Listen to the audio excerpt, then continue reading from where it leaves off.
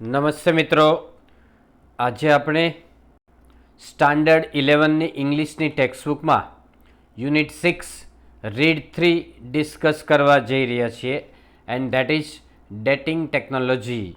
Dating એટલે કે સમય નક્કી કરવો, તારીખ નક્કી કરવી કે કોઈક ઘટના ક્યારે બનેલી છે એનો ટાઈમ અથવા તો ડેટ નક્કી કરવી, ધેટ ઇઝ ડેટિંગ. અને એ નક્કી કરવા માટેના જે સાધનો વપરાય, તકનિકી વપરાય એ ડેટિંગ ટેકનોલોજી છે. ઓકે, તો એ તમારી ટેક્સ્ટબુકની અંદર પેજ નંબર 67 ઉપર છે. એને આપણે અત્યારે ડિસ્કસ કરવા જઈ રહ્યા છીએ કે dating objects and artefacts is an interesting area of investigation. Dating એટલે તારીખ નક્કી કરવી, સમય નક્કી કરો. ઓબ્જેક્ટ્સ એટલે પદાર્થનો, આર્ટિફેક્ટ્સ એટલે મેન મેડ ઓબ્જેક્ટ્સ, માણસે બનાવેલી કોઈ પણ વસ્તુ, કલાકૃતિ કયો, નમૂનો કયો, પદાર્થ કયો, વસ્તુ કયો, કોઈ પણ ચાલે. ઇન્વેસ્ટિગેશન એટલે તપાસ થાય, જાંચ કરવી, ડિટેક્ટ કરવી. તો dating objects and artefacts is an interesting area of investigation. કોઈ પણ પદાર્થ છે, વસ્તુ છે, એનો સમય નિર્ધારિત કરવો એ સંશોધનની એક અગત્યની બાબત છે. એરિયા એટલે વિસ્તાર થાય તો એક અગત્યની બાબત છે એમ સમજવું. Investigators need to date objects to understand what happen around them and when it happen. સંશોધનકર્તાઓ છે એમને કોઈ પણ પદાર્થની ડેટ જાણવી જરૂર છે, સમય જાણવો જરૂરી છે, કારણ કે શું ઘટના બની, ક્યારે બની, એની આસપાસમાં શું બન્યું એ સમજવા માટે એમને તારીખ અથવા સમય નક્કી કરવો જરૂરી બને છે. ઇન્વેસ્ટિગેટર્સ need to date objects to understand what happened around them and when it happened. સંશોધકોને પદાર્થની તારીખ અથવા તો સમય નિર્ધારિત કરવો જરૂર બને છે એ સમજવા માટે કે શું ઘટના બની, એની આસપાસમાં શું બન્યું અને ક્યારે બન્યું હતું એ જાણવા માટે. નીડ એટલે જરૂર રહે છે, ઓબ્જેક્ટ એટલે પદાર્થ થાય. It also helps to understand at what time in history a particular object was used. એ પણ સમજવામાં મદદ કરે છે કે ઇતિહાસમાં કોઈ ચોક્કસ પદાર્થ છે એ ક્યારે ઉપયોગમાં લેવામાં આવતો હતો એ સમજવામાં પણ એ મદદરૂપ થાય છે. It also helps to understand at what time in history a particular object was used. તે એ પણ સમજવામાં મદદરૂપ થાય કે ઇતિહાસમાં કયા સમયે આ પદાર્થનો ઉપયોગ થતો હતો. ચોક્કસ સમય એટલે particular. Such investigations are taken up by scholars studying historical civilization, rocks, ancient cultures or crime investigators. Civilizations એટલે સંસ્કૃતિ થાય, રોક એટલે ખડક અથવા પથ્થર થાય, એન્શન્ટ કલ્ચર્સ એટલે પ્રાચીન સંસ્કૃતિ, ક્રાઇમ ઇન્વેસ્ટિગેટર્સ એટલે અપરાધ ને શોધવાવાળા સંશોધકો છે એના માટે. Such investigations are taken up by scholars એટલે વિદ્વાનો દ્વારા આવા સંશોધનો હસ્તગત કરવામાં આવે છે, હેન્ડલ કરવામાં આવે છે. સ્ટડીંગ હિસ્ટોરિકલ સિવિલાઇઝેશન્સ એટલે ઐતિહાસિક સંસ્કૃતિનો અભ્યાસ કરવામાં, રોક્સ એટલે પ્રાચીન ખડકો છે, એન્શન્ટ કલ્ચર એટલે પ્રાચીન સંસ્કૃતિ છે, ઓર ક્રાઇમ ઇન્વેસ્ટિગેશન એટલે અપરાધ સંશોધકો માટે. Such investigations are taken up by scholars studying historical civilization, rocks, ancient cultures or crime investigators. આવા સંશોધનો વિદ્વાનો દ્વારા હાથમાં લેવામાં આવે છે, હસ્તગત કરવામાં આવે છે, જે પ્રાચીન સંસ્કૃતિનો અભ્યાસ કરતા હોય, ખડક અને પ્રાચીન સંસ્કૃતિનો અભ્યાસ કરવાવાળા માટે, અથવા જે ક્રાઇમને સંશોધન કરતા હોય, ક્રાઇમને ફાઇન્ડ આઉટ કરવાનો પ્રયત્ન કરતા હોય, એ બધા માટે આવા સંશોધનો જરૂરી બને છે. Several techniques are used to establish the ages of various ancient natural objects and artifacts. Several એટલે કેટલીક ટેકનિકનો ઉપયોગ કરવામાં આવે છે વિવિધ પ્રાચીન કુદરતી પદાર્થો અથવા તો માનવે સર્જાયેલા પદાર્થો છે એનો સમયગાળો નક્કી કરવા માટે. Several techniques are used to establish the ages of various ancient natural objects and artifacts.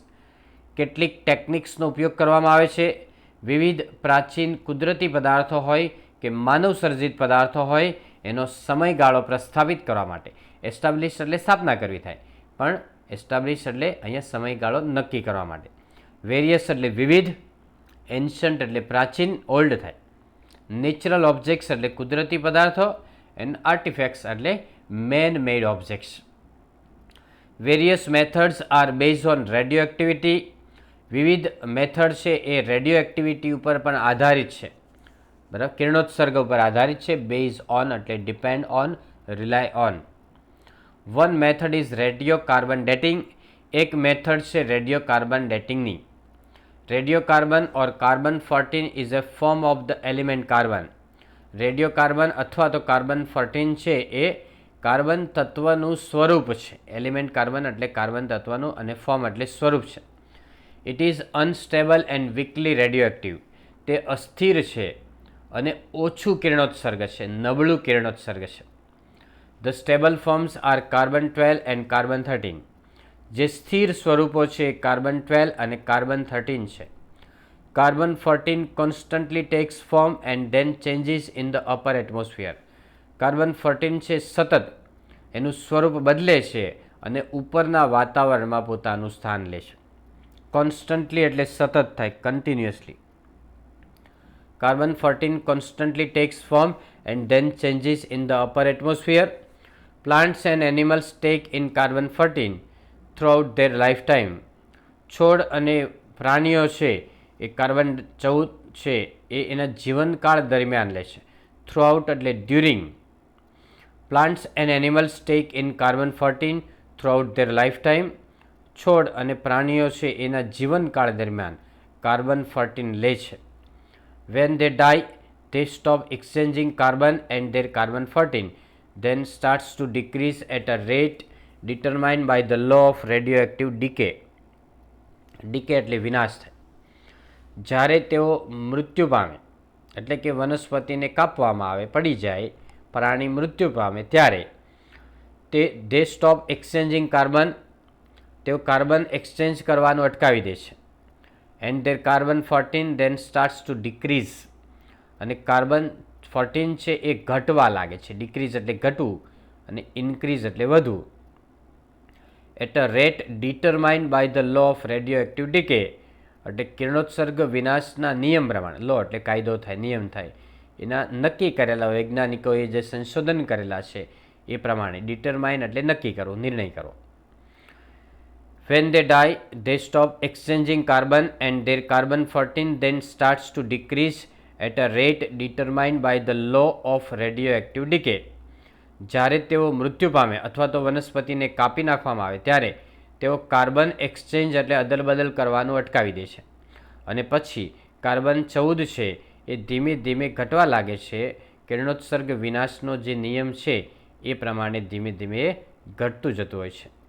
This method is designed to measure this leftover radioactivity. Leftover એટલે વધેલી થઈ, બચેલી.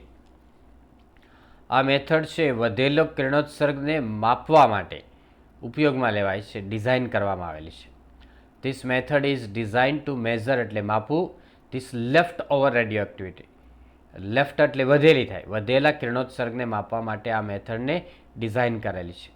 By knowing how much carbon 14 is left in a sample, the age of the organism when it died can be known. એની અંદર જે વધેલું carbon 14 હોય તો એના દ્વારા આપણે જાણી શકીએ કે આ સજીવ છે એનું મૃત્યુ ક્યારે થયું હતું. By knowing how much carbon 14 is left in a sample, the age of the organism when it died can be known. તો કાર્બન 14 છે કે વધેલું છે એના ઉપરથી એ જાણીને, સેમ્પલની અંદર હોય એ જાણીને જે સજીવ છે, ઓર્ગેનિઝમ એટલે સજીવની ઉંમર જાણી શકાય જ્યારે તે મૃત્યુ પામ્યું હોય ત્યારે. Other methods are also use like archaeomagnetic dating. બીજી મેથડ પણ ઉપયોગમાં લેવાય છે જેવી કે પુરાતત્વ ચુંબકીય ડેટિંગ છે. Other methods are also use like archaeomagnetic dating. This is based on the reversal of magnetic field of the earth. તે પૃથ્વીના ચુંબકીય ક્ષેત્રના રિવર્સલ એટલે વિરુદ્ધ બાબત, ઉલટી બાબત ઉપર આધારિત છે. This is based on the reversal of magnetic field of the earth. તે પૃથ્વીના ચુંબકીય ક્ષેત્રના રિવર્સ બાબત ઉપર આધારિત છે. Tree ring dating is another useful technique. વૃક્ષોના રિંગ એટલે વર્તુળો હોય, એના પાંદડાના વર્તુળો હોય, એના થડની અંદર, એના લાકડાની અંદર જે વર્તુળો હોય એ પણ એક યુઝફુલ ટેકનિક છે. અને વર્તુળો ઉપરથી ખબર પડી જાય કે આ વૃક્ષ છે એ કેટલુંક જૂનું છે, કેટલુંક એ મજબૂત છે, કેટલુંક એ કેટલા સમય પહેલાં કપાયેલું છે. આ બધી બાબતો છે એના વર્તુળો દ્વારા ખબર પડી જાય. Tree ring dating is another useful technique. Each year changes occur within a tree by factors like rainfall etc. દર વર્ષે વરસાદ, પવન, વાવાઝોડું આ બધાની અસર છે એના વર્તુળો ઉપર થતી હોય છે. અકર એટલે બનવી, થવી. Each year changes occur within a tree by factors like rainfall etc. દર વર્ષે વરસાદ વગેરેના પરિબળોને કારણે આ વર્તુળો છે એની અંદર અસર પડે છે. These changes can be seen in form of ring patterns within the tree trunks. ટ્રંક એટલે થડ લેવાનું. આ ચેન્જીસ છે, પરિવર્તન એ વૃક્ષના થડની અંદર રિંગ પેટર્ન સ્વરૂપે જોવા મળે છે, વર્તુળો સ્વરૂપે જોવા મળે છે. These changes can be seen in form of ring patterns within the tree trunk. એટલે આ પરિવર્તન એ વૃક્ષના થડની અંદર વર્તુળ સ્વરૂપે જોવા મળશે. ફોર્મ એટલે સ્વરૂપ. These are used as a date fingerprint in this technique. આ બાબત છે એ ડેટ ફિંગરપ્રિન્ટ ટેકનિક તરીકે ઓળખાય છે. These are used as a date fingerprint in this technique. આ બાબત છે ટેકનિકની અંદર ડેટ ફિંગરપ્રિન્ટ તરીકે ઓળખવામાં આવે છે. Okay friends, so that's all. Happy learning, happy sharing. Thank you very much.